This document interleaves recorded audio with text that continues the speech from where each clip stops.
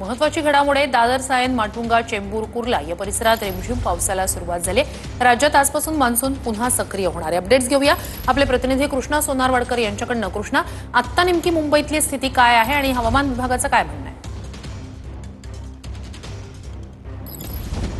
श्रुती, आपण पाहतोय की एका मोठ्या विश्रांतीनंतर पुन्हा एकदा मुंबईमध्ये आणि आसपासच्या परिसरामध्ये मान्सून सक्रिय होताना पाहायला मिळतो। आता सुद्धा मुंबईत काही पावसाच्या सरी ज्या आहेत त्या कोसळायला सुरुवात झालेली आहे। सकाळपासून या रिमझिम पावसाच्या सरी पाहायला मिळत आहेत आणि मुंबईबरोबरच आसपासच्या सगळ्या जिल्ह्यांमध्ये आजपासून मान्सून सक्रिय होणार असल्याचा इशारा हवामान खात्याने दिलेला होता आणि त्यानुसार मुंबईमध्ये सकाळपासूनच ढगाळ वातावरण पाहायला मिळते। त्याचबरोबर मुंबई असेल आणि कोकण किनारपट्टीतले जे काही जिल्हे आहेत, त्याचबरोबर पश्चिम महाराष्ट्र आणि विदर्भात सुद्धा एकूण 13 जिल्ह्यांमध्ये पुढच्या 8 दिवस मुसळधार पावसाचा इशारा हवामान खात्याने दिलेला आहे।